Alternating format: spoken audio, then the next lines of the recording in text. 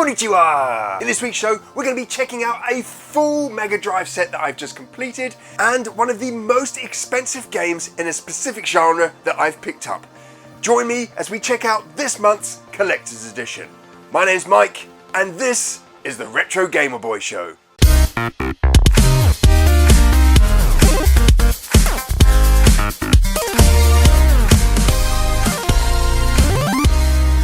The Collector's Edition, part of the Retro Gamer Boy Show, where I'm trying to collect every single UK Sega Mega Drive game. Then I'll go on collect the power, and if I've not gone crazy, the world! Before we get into this month's pickups, if you're new to the channel and you love your retro gaming, then why not consider subscribing by clicking on a little button just underneath this video. Now, here's the Sega Mega Drive collection. It's growing. It's going to spread all the way over to that side of the shelving as well. We're just over halfway in collecting all the games. Now, this month wasn't the biggest month I've had. In fact, it's one of the smaller months. I think I got a total of maybe 11 games, but there's some absolute crackers in there. And I decided that this month I was going to go back and focus on that EA collection.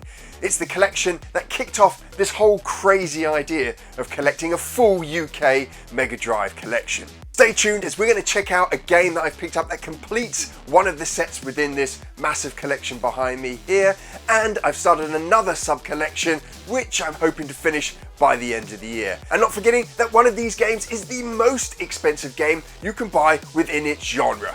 So what are we waiting for? Let's go check it out.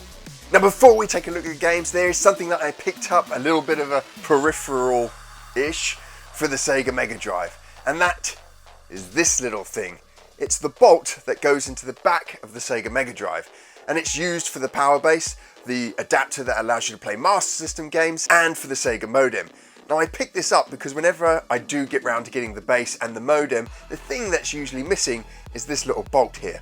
And someone was selling an original one online for £1, so I thought I'd pick it up before it went. And essentially, just goes back into this little hole here, and then you screw it in. And that's it. So like I said, this month I really wanted to focus on trying to complete the full EA collection, and one of the sub-collections that I was looking at was this Classics edition. It comes in a blue cover, and they're remakes of the original games that came out. Now, not all of them are exactly the same as the originals. Some of them have slightly different stickers or boxes or manuals inside. So I think on this one here, we've got a thinner manual than you would normally get here with James Pond 2. But it's a little sub-collection that I wanted to get. The ROM's pretty much exactly the same, but sometimes the cartridge sticker and manual is different. And it's not a super expensive collection to pick up. Now, I did have all of them that I went out and purchased, but 2 didn't turn up. So I've still got 2 more to collect. But let's take a look at these. So we've got James Pond 2, there's Rolo to the Rescue, there's General Chaos, Road Rash 2, and then Lotus Rex 2. Now, one of the games that didn't come through was Lotus Challenge, and the other one was Desert Strike. So those are the 2 that I'm missing. But once I get those 2, that sub-collection will be done. Now, I've also been buying a number of games off of private sellers. And one private seller in particular, Andy, he reached out to me and he's selling off some of his collection. So I've been talking to him about buying games from his collection, and I got some absolutely stunning games from him. So I've got Road Rash 3, Skitchum, which I really liked. And in fact, I like it a lot more than Road Rash 3. I'd never played it before, but it's a lot of fun. It's got way more depth than Road Rash, but a similar type of gameplay style. But really enjoyed playing that lately. And then I finished off the white label, the white spine collection for the Sega Mega Drive EA Sports sub-collection, which was an absolute pain to collect for.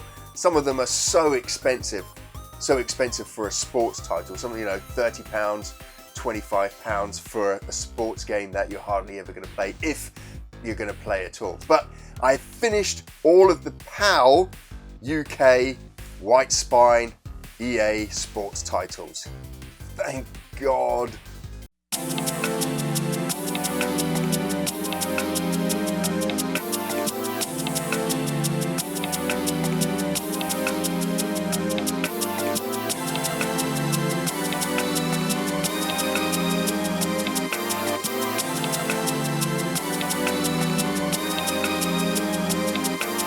Daunting, another game that I knew about but never played. Quite enjoyed this. I've played the first level so far, relatively easy the first level. And I guess the core mechanic of this game is you're trying to balance your resources. You've got this ectoplasm that you get from scaring people, but you use it every time you're moving and every time you possess something to scare people. So it's kind of balancing that resource in trying to complete the level.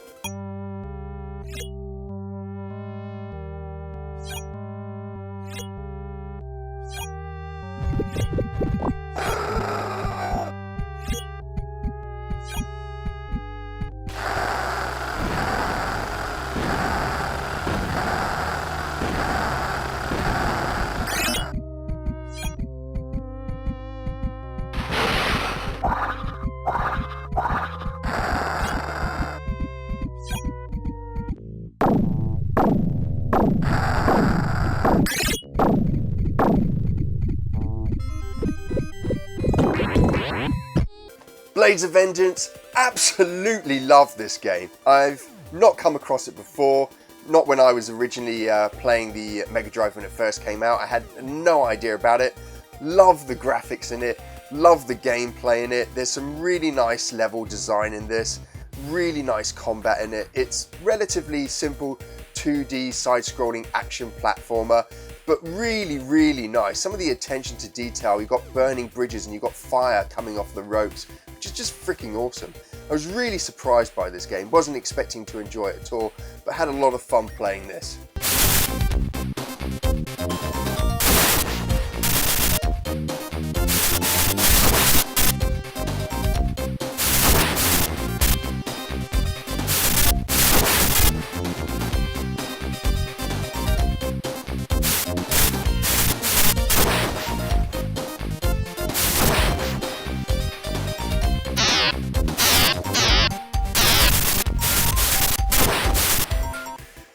Dark Castle. Now, if you haven't already, check out Sega Head's playthrough of this game. It is absolutely hilarious watching him play it. I'll throw a link up in the corner over here. It's not a great game. It's very dated, the graphics aren't great, the control system isn't good, but just check out his playthrough at the end of this video, well worth watching. And then I have got the most expensive sports title that you can buy on the Sega Mega Drive. The most expensive officially released sports title. We're not going to talk about the other EA game that was not released in the UK and goes for way more. But this game goes for well over £100, Mutant League Hockey, and it is brilliant. Sometimes you get these games that are worth a lot of money or selling for a lot of money, and they're absolutely rubbish. But this game is one of those exceptions. It's an expensive game, but just brilliant. And as far as I'm aware, is the most expensive sports title, officially released sports title, that you can buy on the Sega Mega Drive.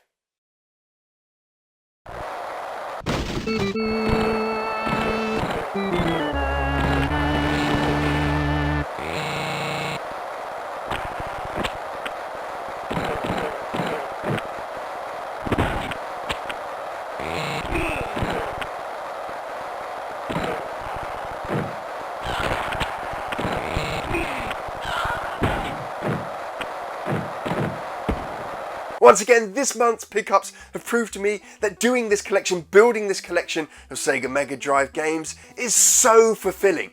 I've found a number of games here that I've never played before and absolutely love. Blades of Vengeance, I just cannot get enough of that game.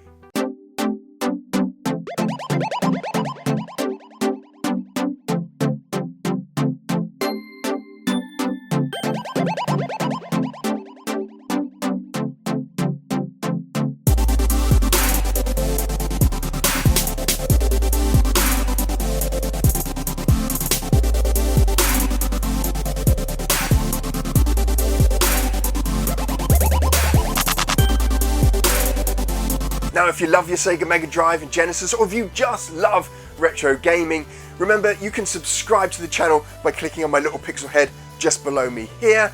And if you never want to miss a Retro Game Boy show, then you can click on the little bell, which you can find just below this video.